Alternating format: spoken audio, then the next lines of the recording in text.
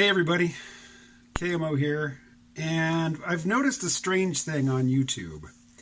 Some of the, more visible, high profile, high production value channels that I watch, the people on these channels never reference the pandemic or COVID-19, but they often make sort of oblique reference to it.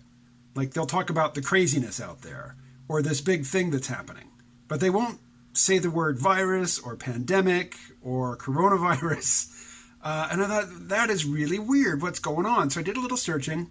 And back on March 4th, YouTube announced that they were going to demonetize anybody who used, who talked about the virus or the pandemic or, who mentioned it in a title or a description.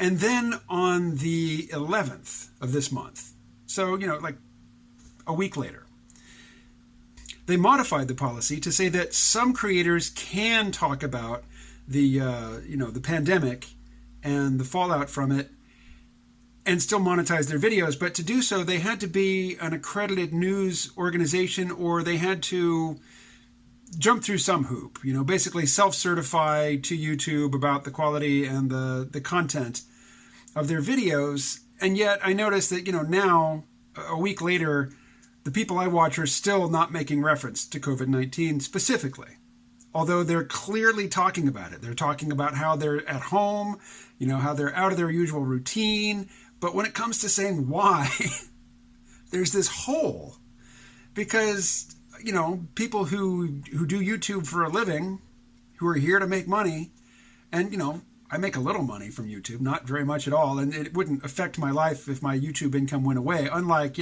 the big channels.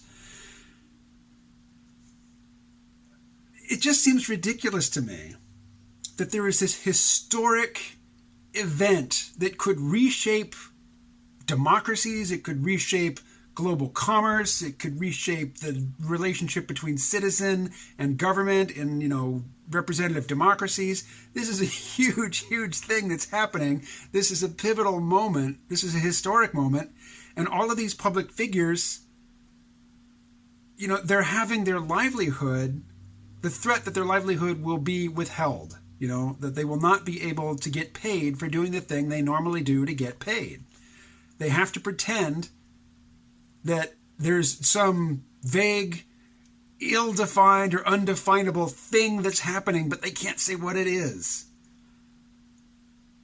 And it's not that they're being prevented from doing so. I mean, COVID-19, coronavirus, pandemic, lockdown. I can say all those things because this video is not monetized. But, this isn't my day job. It is so weird. Like, the YouTube creators that I follow, some of them I've only been following a few months. A few I've been following for longer. But, their presences in my life, I'm interested in hearing how the news of the day gets filtered through their interests, their, perspective, their daily life. And YouTube has made it so that I can't get that. When, all of the videos being uploaded right now, to some extent, I think will be of interest to future historians who are looking back on this moment and the social level psychology of what's happening in this moment. And I guess part of that history is just the sort of economic control that companies like Google exercise over the conversations that are taking place online. This financially motivated self-censorship is part of history. So Google, you need to understand. I mean, I'm sure you do. You understand that everything you do potentially has a historical significance, but right now it should, it's clear. There's a highlight here. This is a very clear moment when, we need to be able to talk to each other. We need to be able to exchange information. And I understand the desire to clamp down on people who are fear-mongering. I get it. I really get it. And I totally want, I don't want to see people using YouTube to, peddle quack cures or, to capitalize or to, further incentivize, to further agitate people's already existing, I don't want to say paranoia because there really is something happening here, but people's anxiety. I mean, part of YouTube's whole mission in life is to maximize the anxiety of people who watch it. I mean, that's just a winning strategy for maintaining, a lock on people's attention, is to keep them fearful.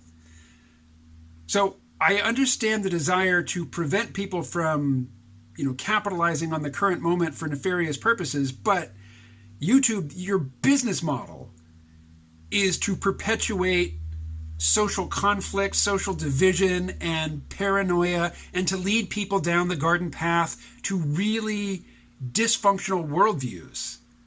Where would the Flat Earth Society or, the Flat Earth movement be without YouTube?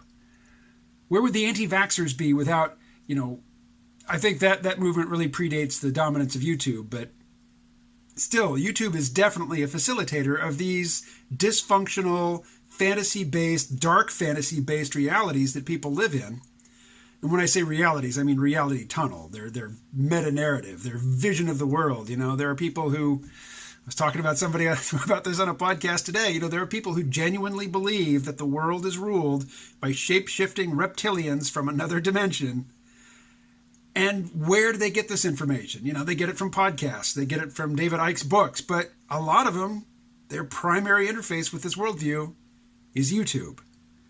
So the fact that, I could still make a video about the shape-shifting reptilian overlords and monetize it if I wanted to, but I can't monetize a video talking about COVID-19? Come on, that's perverse. So anyway, that is all. I'll talk to you again tomorrow or sometime.